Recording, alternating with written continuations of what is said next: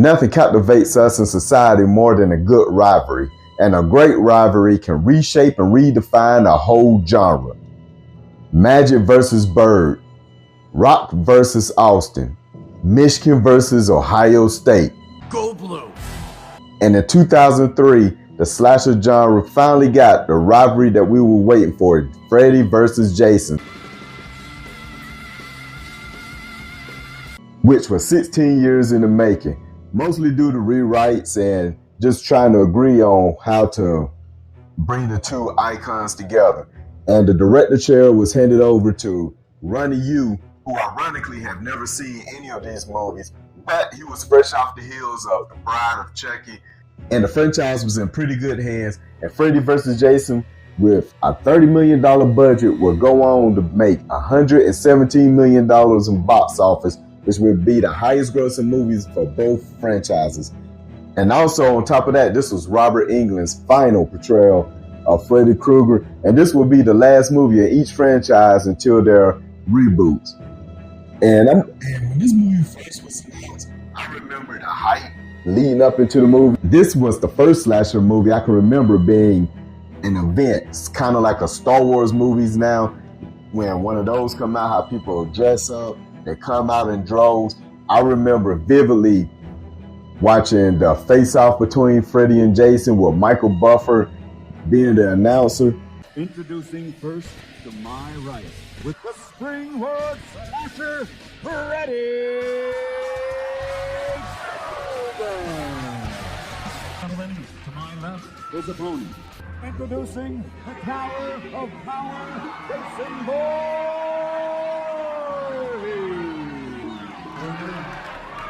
Mr. Voorhees, please. Back here, please.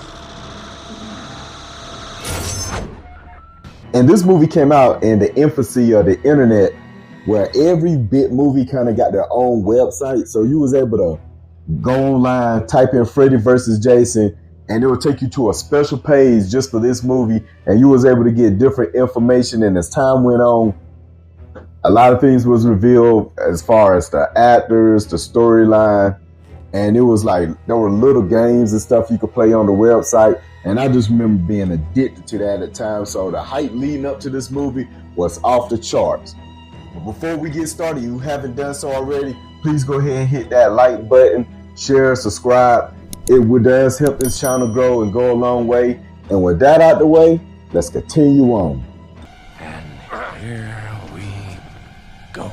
So kicking things off with the positives. And the biggest and probably the most important positive of this movie is the story itself.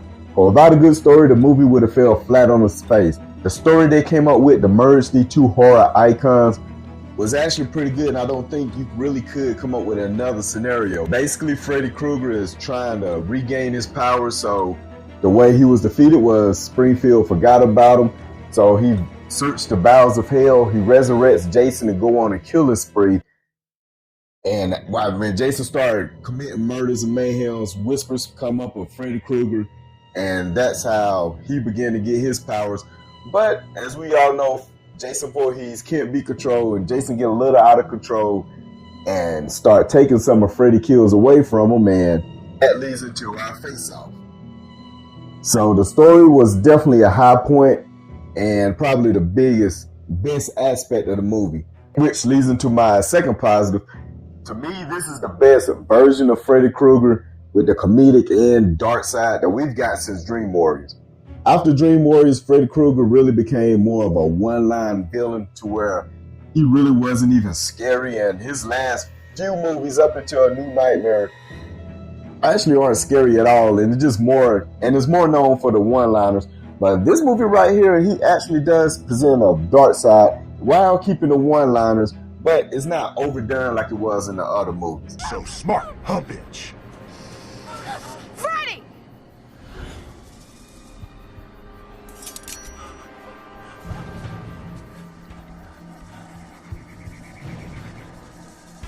How sweet. Dark meat. No! So Robert Englund really did his thing in this movie, and he is definitely one of the biggest high points. And other than the original Nightmare on Elm Street and Dream Warriors, this is my favorite version of the character of Freddy Krueger, which you can't have which leads into another positive. You can't have a good slasher movie without good kills. Most of the kills in this movie are pretty good. Some of the standouts is the bed folding scene with the character Trey, where Jason Voorhees going there, stab the guy like 15, 20 times with his machete, takes the bed, fold it up, fold him in half. And that's one of the first kills in this movie, which really sets the tone. Another kill that I really like is the character Mark, with Freddy Krueger makes an example out of him. He pretty much burned Freddy's back into his back. That again, Freddy trying to be funny, but still sinister and dark at the same time. And I like the death of Deputy Stuff. That's the guy from Scary Movie. He's playing a deputy in Freddy vs. Jason. And it's actually an unintentional funny kill because he's trying to run away from Jason. And in the process of trying to run past Jason, who stabbed some sort of machinery at this time, is being electrocuted, reaches his hand out, grab Officer Stubbs and electrocute him at the same time. So there's a lot of good kills in this movie. So the kills pretty much held up its end of the bargain. And it's definitely a positive. Another positive, in my opinion, are all the characters in this movie with the exception of one, and I will get to that later. All the characters in this movie, even Kelly Rowland, well, I believe this was her first acting gig, they do okay to good. Monica Keena, who played Lori, is actually a pretty good final girl, and she ranks at the top, especially in the Friday the 13th franchise, as one of the better final girls. Another positive of this movie is the pacing itself. The movie starts off with Freddy Krueger narrating what happened to him, why he's weak at this point. And then it goes into a dream sequence in which he resurrects Jason Voorhees. And after Jason gets to Springfield and start his killing spree, it's non-stop action until the climax of this movie, which I didn't mention before. The title of this movie is Freddy vs. Jason. We get not one, but two great fight scenes in this movie. One of them, I know a lot of people complain about Jason's not afraid of water, so they pretty much crap on that fight scene. But even though they're probably right, and it really don't make sense, because there's even within this movie, Jason comes out the water, and never mind the countless other times he's done in the franchise. To me, what I think Running You was trying to suggest is, since Jason Voorhees did die from drowning, the water, and this was a dream sequence and not reality, when the water came down, it just put him in that fear state of when he was a child drowning. So that is how Freddy Krueger was able to defeat him in that first fight. But the second fight, hands down, is one of the best one-on-one fight scenes that we ever got in horror genre. It's probably about a 15-20 minute brawl for all where they're just going at it non-stop. And it leads into a very good climax, which will not leave you disappointed. So those are my positives, and now we're going to move into my mixed aspects of this movie. And even though I did say the story of this movie was fantastic, I'm kind of torn on, this is more of a Nightmare on Elm Street movie.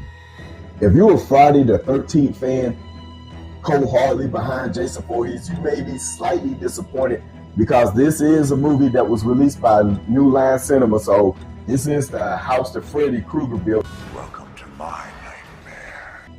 And it sort of shows throughout the duration of the movie, because Freddy Krueger is actually the driving force behind the movie. He's the reason why Jason's resurrected. He's the one that's pulling all the strings. And it's not until Jason steals a kill from him that he gets angry at Jason and decides he needs to take Jason out. And this is not the Jason Voorhees that we come to love as horror fans up until this time point. And I will get into that in my negatives. Oh, you'll see, my friend. While it's not something that takes me out of the movie, it is very noticeable and it fits into my mixed aspect. And get into my last and final mixed aspect of the movie. There is this one scene with a CGI worm that looks god-awful. The reason why it's not in my negatives, because this was 2003 where CGI was fairly new as far as being used for major moments in movies instead of a few cutaways, seconds and stuff. So even though it looked a little wonky back then, it really stands out now, especially watching this movie in 4K. It just comes out of nowhere. It really does not fit the movie. But it's not bad enough to take you out of it, so it's in my mix. But no movie is perfect, and neither is this movie, even though I've been singing the praises, and there are a few negatives. Getting to my first negative is the character portrayed by Jason Ritter, Will. The reason why he's in the negatives is because him and the main character really have no chemistry. And he probably has the worst acting chops out of everyone in this movie. So Jason Ritter, if they would have just took him out, replaced him with someone else, with better acting ability and have more chemistry with the main final girl, that would have really eliminated this problem. And the cast of this movie will be right up there with part 4 and maybe part 2. Another negative of this movie, and due to no fault of his own, is Ken Kurzinger as Jason Voorhees. Like I said earlier in the review, Ronnie Yu had never seen a Friday 13th movie or a Nightmare on Elm Street movie. And by Robert Englund reprising the role of Freddy Krueger, he was able to put his input into things that Freddy would and wouldn't do. Whereas Kane Hodder, who we thought was going to be able to reprise the role of Jason Voorhees, didn't, which is very sad and unfortunate because I remember this guy going on tour, promoting the hell out of this movie, and then later on in production, we all found out he wasn't going to be part of it, and it was very disappointing. And already Ken Kurzinger had a strike against him because we wanted Kane Hodder. The problem with this Jason Voorhees is pretty, even though he's big and looked the part, I don't like the mask. I don't like the mask, the way he looked, and you can see too much of his eyes. And really, Jason's just a bit lumbering zombie in this movie. Again, like I said, this is not Ken Kurzinger's fault. He was just following the direction of the director, but it's really not the zombie Jason Voorhees that we had came to love and respect. And moving on to my last and final negative, and probably the biggest negative for me, we never got a sequel to this movie. What the fucking fuck? New Line Cinema, what gives? This was the highest grossing movie in both franchises, and we actually had a screenplay with Freddy, Jason, and Ash, and it never came to fruition. That I do not understand. This movie, they could have put it out, it would have made a ton of cash, and there was really no reason for us not to get a sequel to this movie, because the way the movie ends, technically, physically, Jason Voorhees defeat Freddy, but Freddy kind of wink and nod at the camera, let you know that he's not dead, which we all know you can't kill Freddy in the real world. He come back from that plenty of times. What fuels him is fear, and now that he's put the fear back in Springfield, he will be back. But we did get a comic book version of this, and it went on to become one of the most popular comic books. But the fact that we never got a sequel to this is borderline criminal. That's a damn shame. Overall, guys, this is a fun, entertaining movie which, in my opinion, lived up to the hype. And despite the Friday 13th part, this movie been more than Elm Street movie, in my opinion, I'm gonna definitely rate this movie a classic.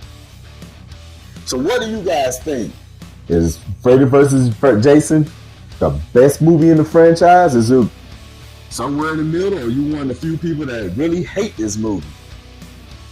Remember, these are just my opinions. Let me know yours in the comment section down below, and keep your eyes open for my next video.